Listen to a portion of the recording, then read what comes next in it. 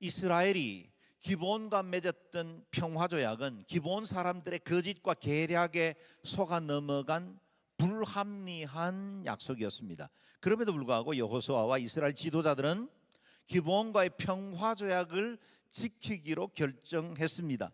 비록 속아서 맺은 조약이라 할지라도 여호와 하나님의 이름으로 맹세를 했다면 마땅히 그것을 임의로 파기해서는 안 된다고 여긴 것입니다. 만약 이스라엘이 이 조약을 지키지 않고 기브온을 진멸시켜버린다면 이방 세계에 하나님의 신실하심과 그 영광을 훼손시킬 수 있는 일이 될 수 있었습니다. 한편 기브온 사람들의 입장에서 보면 이 조약의 성사는 모든 성읍들이 다 진멸되고 파괴될 수밖에 없는 위기에서 가족과 공동체를 지켜낸 영웅적인 업적이라 그렇게 말할 수 있겠습니다. 그럼에도 기브온 사람들이 마냥 기뻐할 수는 없었습니다. 왜냐하면 이 조약을 맺은 이후에 또 다른 위협이 그들에게 다가오고 있었기 때문이지요. 1절 2절 말씀을 다시 읽어봅니다. 시작. 그때 예루살렘 왕 아도니세넥이 여호수아가 아이를 점령하고 완전히 진멸시키되 여리고와 그 왕에게 한 것처럼 아이와 아이 왕에게 그렇게 한 것과 기브온 사람들이 이스라엘과 조약을 맺고 그들 가운데 있다는 소식을 들었습니다. 아도니세덱은 이 소식에 몹시 놀랐습니다. 기브온은 왕의 성 가운데 하나처럼 큰 성이어서 아이보다 컸으며 그 성의 사람들은 다 강했기 때문입니다. 아멘. 남부 지역에 5 도시 국가를 중심으로 한 성읍들이 있었는데 거기에 맹주 역할을 하는 사람이 예루살렘 왕 아도니세덱이었던 것 같습니다. 이 소식을 듣고 그는 적지 않는 충격을 받았습니다. 우선은 이스라엘이 여리고와 아이성을 진멸하며 승리를 한 것에 놀랐고 또 아군이어야 했을 기브온 사람들이 자신들을 배반하고 이스라엘을 찾아가서 조약을 맺었다는 것에 더 크게 놀랍니다. 그도 그럴 것이 이 기브온 사람들이야말로 이전에 1차적으로 이스라엘을 한번 쳐서 물리쳤던 아이성보다는 훨씬 더 큰 성이었고 그곳에 있는 거민들은 더욱더 잘 훈련된 용사들임에도 불구하고 한번 싸워보지도 않고 먼저 굴종의 화친을 맺으려고 했다는 것이 아도니세덱에서는 이해할 수 없는 일이었다는 겁니다. 무엇보다 이 기브온이 5 남부 연합군을 배반하고 이 이스라엘 편에 붙었다는 사실을 알고도 만약 아무런 조치를 취하지 않는다면 다른 도시, 다른 성읍들도 전의를 잃고 투항하거나 항복할 수 있기 때문에 먼저 아도니세덱은 5 인근 왕들에게 사절단을 보내 배반자 기드온을 처단하자고 요청하게 된 것입니다. 5절 6절 말씀을 같이 읽어볼까요? 시작. 그러자 아모리 사람의 5 왕 곧 예루살렘 왕과 헤브론 왕과 야르뭇 왕과 라기스 왕과 에글론 왕이 힘을 합해 모든 군대를 거느리고 올라와 기브온에 대항해 진을 치고 싸움을 걸어왔습니다. 기브온 사람들은 길갈 진영에 있는 여호수아에게 사람을 보내 말하기를 주의 종들을 그냥 버려두지 마시고 급히 우리에게 올라와 구원하고 도와주십시오. 산지에 거하는 아모리 사람의 모든 왕들이 우리를 치기 위해 모여 있습니다. 아멘. 가나안 남부에 위치한 아모리 민족의 5 성읍 도시들을 보십시오. 5 왕의 이름들이 등장하죠. 아도니세덱, 호함, 비람, 야비야, 드빌 이와 같은 왕들은 자기의 도시 국가들을 이끌면서 독립적인 국가를 형성하고 있었습니다. 그들은 아도니세덱의 제안을 듣고 의기투합해서 모든 군대를 이끌고 기브온을 치기 위해서 속속들이 몰려옵니다. 기브온이 자기 혼자 살겠다고 여러 아모리 족속들을 배반하고 적의 편에 붙었으니 좌시할 수 없었을 겁니다. 기브온은 이스라엘의 칼날에서는 살아남았지만 배반자를 처단하겠다고 몰려오는 남부 연합군의 손에 멸망당할 위기를 만나게 된 겁니다. 그래서 급히 밀사를 보내요. 화친을 맺었던 이스라엘에게 도움을 요청합니다. 주의 종들을 그냥 버려두지 마시고 급히 우리에게 올라와 구원하고 도와주십시오. 이스라엘과 이 기브온이 맺은 화친에 상호 방위 조약까지 포함되어 있었는지는 확실치 않습니다. 그렇다고 혈맹관계도 아니었습니다. 가뜩이나 속아서 맺은 조약이니 이스라엘로서는 내가 책임질 아니라고 외면할 수도 있었습니다. 그러나 여호수아는 기브온의 문제를 끌어안기로 결정합니다. 그것도 한꺼번에 5성읍에 연합군과 겨루어야 했으니 만만치 않는 희생이 따를 수도 있는 일이었습니다. 그럼에도 기브온을 보호하기로 결정하고 군대를 이끌고 기브온을 향해 나아가기로 한 것입니다. 여러분 아십니까? 하나님은 자기를 찾는 자들을 결코 버리지 않습니다. 하나님은 우리가 비록 부족하고 거짓에 기반하고 있고 때로 허물 많고 주님을 배반하여 넘어진다 할지라도 다시 주님께로 나아오기만 하면 언제나 그분의 십자가에 못 박힌 두 팔처럼 넓게 펴고 우리를 환영하시고 맞아주시는 하나님이십니다. 그러므로 여러분 어떤 상황이 있든지 어떤 마음의 어려움과 눌림이 있든지 간에 그 자리에 머물러 계시지 마십시오. 하나님께로 나오셔야 합니다. 하나님께 오면 치유됩니다. 회복됩니다. 새롭게 될 수 있습니다. 하나님의 백성들은 이와 함께 늘 말과 약속에 신실해야 합니다. 설사 자신에게 불리하고 손해볼 수 있는 상황이 되더라도 약속했다면 신의를 저버리지 않아야 합니다.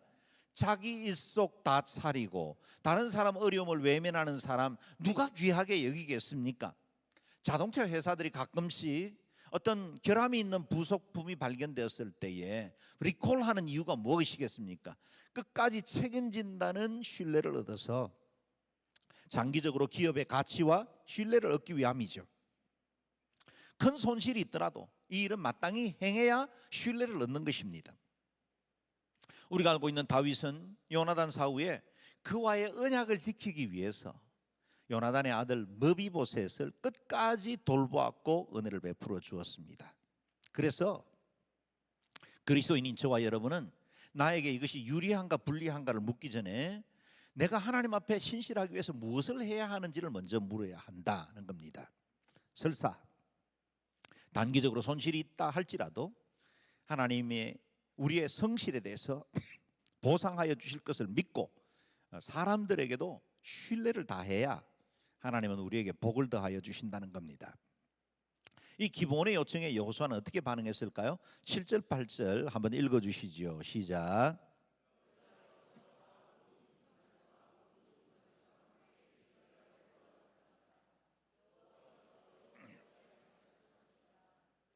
두려워하지 마라.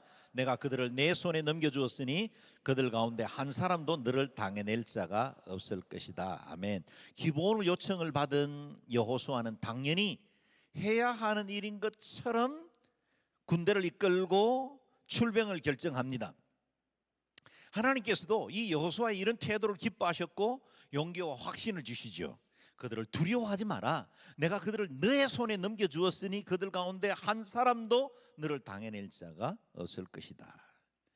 전능하신 하나님께서 이 전쟁에 승리를 약속해 주셨고 너로 말미암아 하나님의 영광과 거룩을 드러내겠다고 말씀하신 것입니다.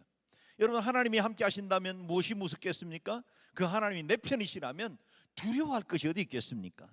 우리가 알고 있는 것처럼 여호수아가 기브온과 조약을 맺을 때 그는 하나님께 기도하지도 않았고 하나님의 뜻을 묻지도 않았습니다.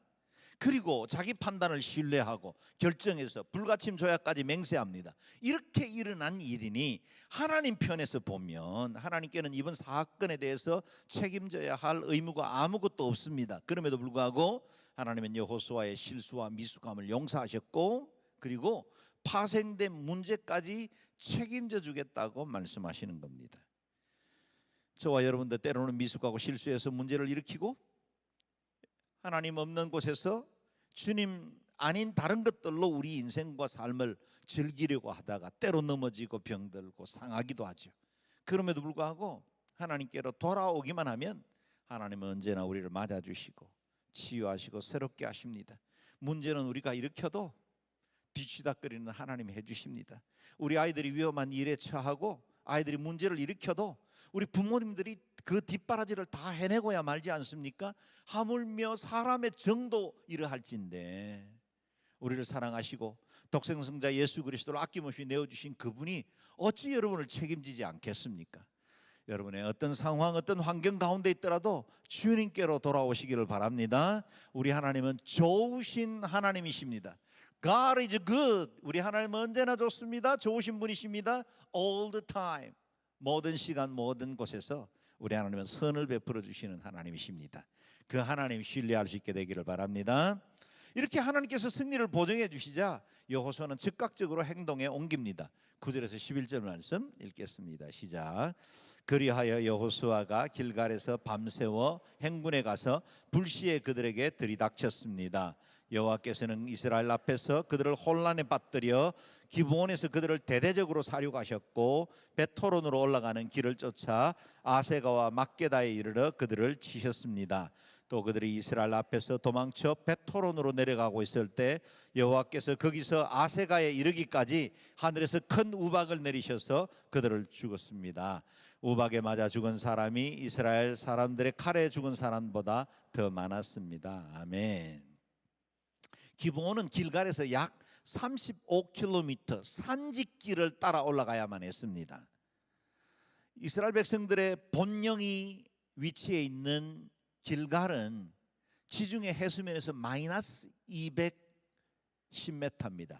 그런데 지금 이스라엘 백성들이 공격을 하기 위해서 가야 되는 곳은 해발 770m입니다. 다시 말하면 거의 1000m 이상을 가파른 고갯길을 거쳐서 여호수아는 야간을 틈타 신속하게 이동해야만 했던 겁니다. 어렵고 쉽지 않는 일을 기꺼이 헌신했고 나아가 아무도 짐작하지 못한 이른 새벽에 남부 연합군의 진영을 기습하게 된 것입니다. 그 무엇보다 이 전쟁은 여호와께서 직접 참전하셨고 하늘의 병기를 이용해서 연합군들을 다스리신 것입니다. 먼저 하나님은 그들의 진영을 혼란에 빠뜨리십니다. 다섯 왕국에서 모여든 군대들이 지휘체계도 전열도 갖추기 전에 기습을 받아 혼비백산 흩어지게 되었고 여호수아는 쉽게 흩어진 백성들을 제압하고 승리를 얻게 되었습니다. 뿐만 아니라 베토론길로 도망가던 병사들 위에 하늘에서 큰 우박이 떨어졌습니다. 얼마나 우박이 크고 강력했던지 이스라엘 군사들의 칼에 죽은 사람보다 하늘에서 떨어지는 우박에 맞아 죽은 사람들이 더 많았다 합니다. 그냥 단순한 기상이변으로 생긴 우박이 아니라 하늘 창고에서 병기고를 열어 하나님의 방법으로 치셨다는 것입니다. 하나님께서 여호사밧 왕에게 이후에 말씀하셨던 그대로죠. 역대하 20장 말씀인데요. 같이 읽어볼까요? 시작. 너희는 이 무리로 말미암아 두려워하거나 놀라지 마라. 이 전쟁은 너희에게 속한 것이 아니요 하나님께 속한 것이니라. 아멘. 이 전쟁은 너희에게 속한 것이 아니라 하나님께 속한 것이다. 하나님이 직접 주도하시고 이스라엘 백성들을 위해서 싸워주시겠다 하시는 겁니다. 이 전쟁이 하나님께 속한 것이라면 하나님이 책임지십니다. 전능하신 그 하나님이 먼저 앞서서 이 전쟁을 주도해 나가십니다. 그 전쟁의 끝은 반드시 승리할 줄로 믿습니다. 그날의 전쟁은 하나님께서 말씀하신 대로 이스라엘의 막강한 우세를 통해 승리의 길로 가고 있었습니다. 그런데 하루해는 너무 짧고 아직 무찔러야 할 적들은 너무 많이 남아 있었습니다. 완전한 승리를 얻고 싶었던 여호수아는 사람들로서는 차마 상상도 할 수 없었던 믿음의 선포를 합니다. 12절 13절 말씀 읽어볼까요? 시작. 여호와께서 아모리 사람을 이스라엘에게 넘겨주신 그날에 여호수아는 이스라엘이 보는 앞에서 여호와께 말했습니다. 오 해야 기브온에 그대로 멈춰 있으라. 오 달아 아얄론 골짜기에 그대로 멈춰 있으라. 그러자 백성이 적들에게 원수를 갚을 때까지 해는 멈춰 있었고 달도 멈춰 있었습니다. 야살의 책에 기록된 대로 해가 중천에 서서 하루 종일 지지 않았습니다. 아멘. 전쟁은 치열했고 남부 연합군을 제압하고 온전한 승리를 얻기 위해서는 시간이 더 필요했습니다. 해가 지고 적들이 흩어지면 다시는 이런 승리를 얻을 수가 없었겠지요. 이번에 진멸하지 못하면 두고두고 허리에 가시처럼 이스라엘을 괴롭힐 것이 뻔했습니다. 일망타진을 위해 태양빛이 더 필요했습니다. 그래서 그는 몸을 돌려 상상도 못할 명령을 내리죠. 오 해야 기브온에 그대로 멈춰 있으라. 오 달아 아얄론 골짜기에 그대로 멈춰 있으라. 이것이 홀로 골방으로 드린 기도거나 혼자 마음속으로 드린 기도가 아닙니다. 모든 이스라엘 백성들이 보는 앞에서 담대하게 선포한 것입니다. 이스라엘이 보는 앞에서 여호와께 말했다고 하니 기도인 것이면 틀림이 없는데, 그 내용을 보면 기도가 아니라 해와 달을 향한 명령이라고 하는 것이 옳겠습니다. 한 인간이 어떻게 하늘의 태양과 달을 향해 이런 믿음의 선포를 할 수 있겠습니까? 이전에 요단 저편에 있을 때에 하나님은 연약해 있는 이 여호수아의 마음을 추스리고 다스리기 위해서 반복적으로 그의 마음속에 격려를 하셔야만 했습니다. 그래서 우리가 이미 묵상했던 여호수아 1장에 보면 하나님께서 여호수아에게 강하고 담대하여라 말씀하셨고, 오직 마음을 강하게 먹고 큰 용기를 내라고 또 말씀하시고, 강하고 담대하여라 두려워하지 말고 낙심하지 말라고 반복적으로 이 짧은 말씀 가운데 3번이나 강하고 담대하라는 말씀을 반복해야 할 만큼 그는 심약했던 지도자였습니다. 그런데 이제는 이렇게 큰 믿음의 사람으로 변화되었습니다. 지도자가 된 이후에 요단 강둑을 넘쳐 흐르던 강물을 멈춰 세우고, 언약궤가 그 강 한복판에 섰을 때 모든 백성들이 마른 땅처럼 요단강을 건너 길갈로 넘어갈 수가 있었죠. 뿐만 아니라 그 초롱성 같은 여리고 성도 그들의 힘과 능력으로 무너뜨린 게 아니라 하나님께서 지시하신 그대로 순종했더니 성이 무너져 내렸고 그곳에서 큰 승리를 얻을 수 있었던 겁니다. 이 모든 신앙의 간증, 그의 삶 속에 있었던 사건들로 인해서 그는 마음에 담대함을 갖게 되었고, 하나님께서 그와 함께 하신다는 확신이 그의 마음을 사로잡게 된 것입니다. 이제는 태양과 달을 향해 여호와 하나님의 이름으로 명령을 내리고 있는 겁니다. 그만큼 여호수아는 하나님의 주권과 권세가 자신과 함께 하고 있음을 확신하고 있었습니다. 과연 여호수아가 믿음으로 선포한 대로 놀라운 일들이 일어납니다. 백성들이 적들에게 원수를 다 갚을 때까지 해는 멈춰 서 있었고 달도 멈춰 섰습니다. 전쟁에서 완전한 승리를 거둘 때까지 그 땅을 비추던 해도 달도 다 멈춰 섰고 날이 어두워지지 않았다는 겁니다. 그래서 우리에게 전해지지는 않지만 야살의 책에 기록된 것처럼 하루 종일 해가 중천에 머물러 지지 않았다는 겁니다. 하나님은 이스라엘 당신의 백성들의 승리를 위해 때로는 자연 질서도 멈춰서게 하시는 분이십니다. 그런데 오늘 우리가 알고 있는 상식으로 보면 실제로 태양이 멈춘 게 아니라 지구가 자전을 멈췄다고 하는 것이 과학적이죠. 옳은 이야기입니다. 생각해 보십시오. 엄청난 속도로 자전과 공전을 이어오던 이 지구가 갑자기 자전을 멈췄다면 그야말로 상상도 못할 대재앙이 전 지구적으로 일어나야 맞았을 겁니다. 해일과 폭풍으로 바닷물이 쏟아지고 대기가 뒤집히고 온 땅이 지진으로 갈라지는 게 정상이었을 겁니다.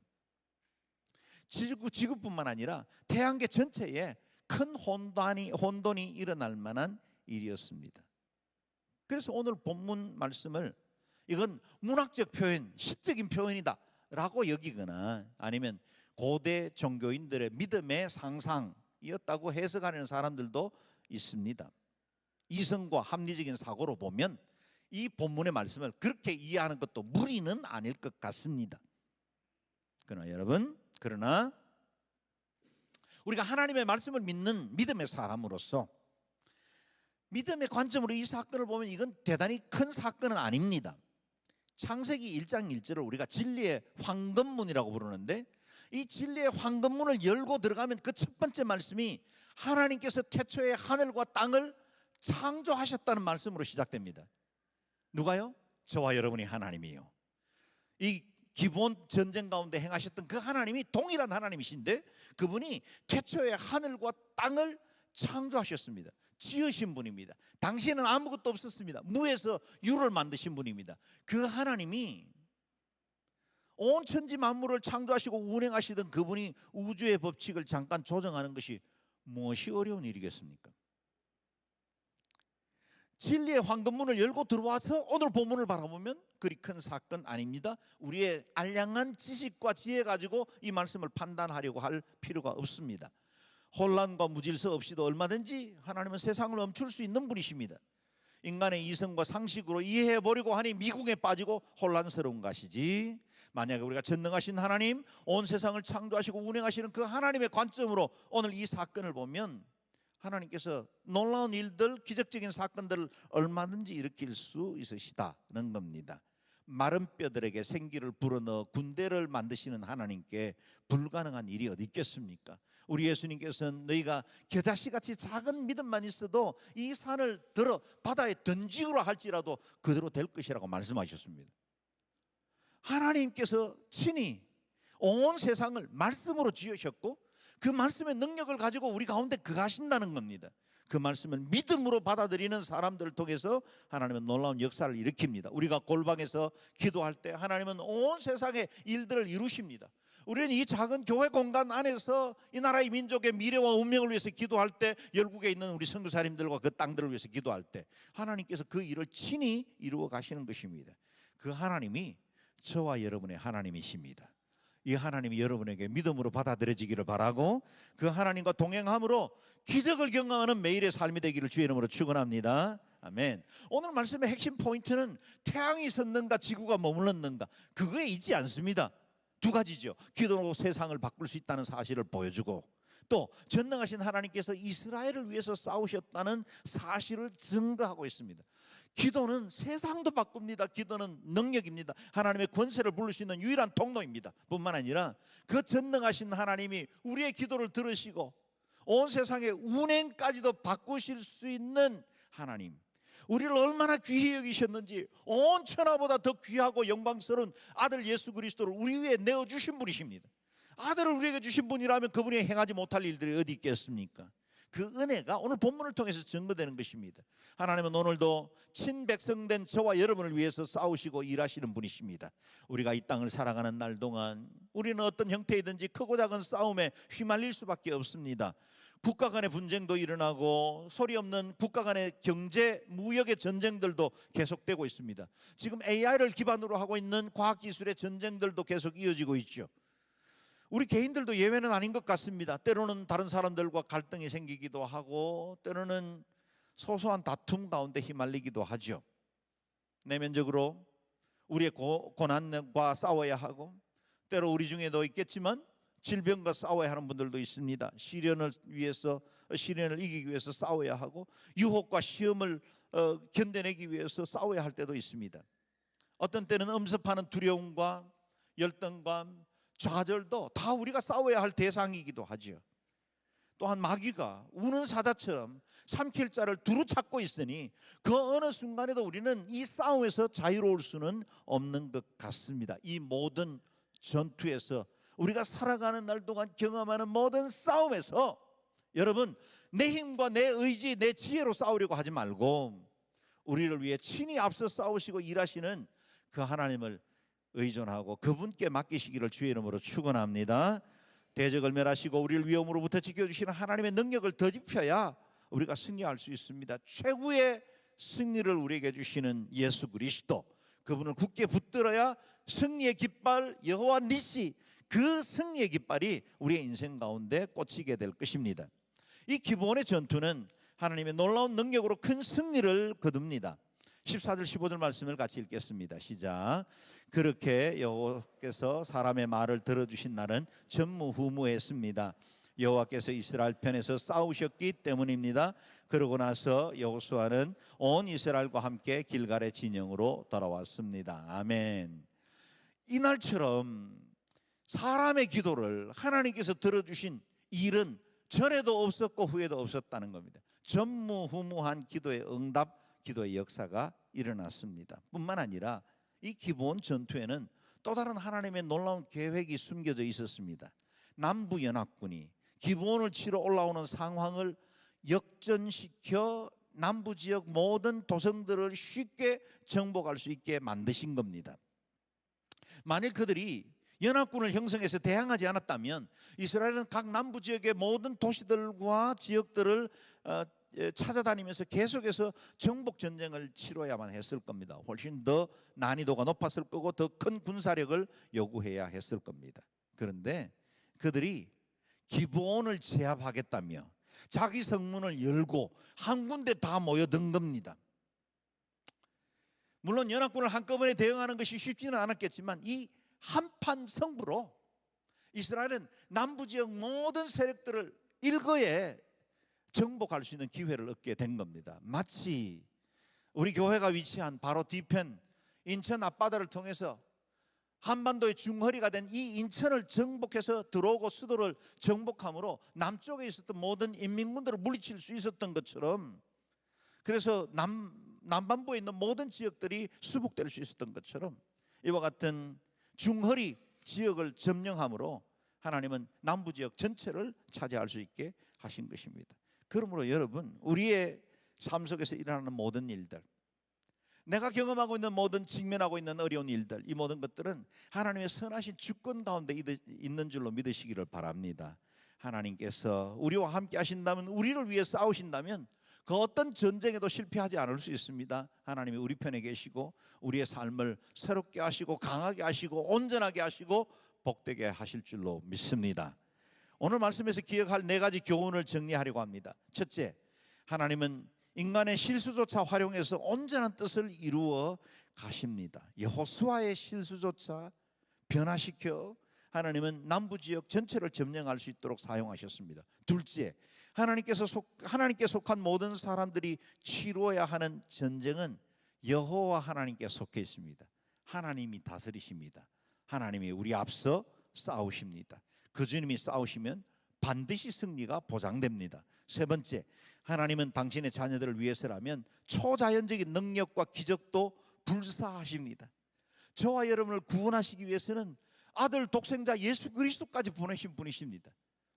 저와 여러분이 그리스도 안에서 온전한 삶을 살게 하기 위해서 하나님은 사람들을 보내시고 환경을 열어주시고 때로는 여러 가지 어려움과 아픔을 통해서라도 우리를 만지시고 빚으셔서 하나님의 귀한 일꾼으로 세워 나가시는 분이 저와 여러분의 하나님이십니다. 네 번째, 기적은 언제나 믿음과 순종을 통해서 드러납니다. 여러분의 삶에 날마다 하나님 한 분 온전히 믿기를 바라고 순종의 삶을 통해서 기적과 능력을 경험하고 기도로 세상을 움직이는 중보의 사람들 되시기를 주의 이름으로 축원합니다. 아멘. 기도하겠습니다. 이 시간에 함께 기도할 때에 하나님 우리의 삶에도 기도로 세상을 멈추어 가던 이 여호수아처럼 믿음의 담대함을 허락하여 주시고 우리가 경험하고 있고 우리가 직면하고 있는 모든 문제들을 뛰어넘는 하나님의 능하신 손을 의지하고 주님 앞에 믿음으로 살아갈 수 있도록 은혜를 더하여 주옵소서. 우리를 위해서 앞서 싸우시는 그 하나님을 신뢰하고 초자연적인 능력과 기적도 불사하시는 그 주님이 우리의 인생과 삶 가운데 놀라운 일들을 이루어 주옵소서. 주의 이름 한번 부르고 같이 기도하겠습니다. 주여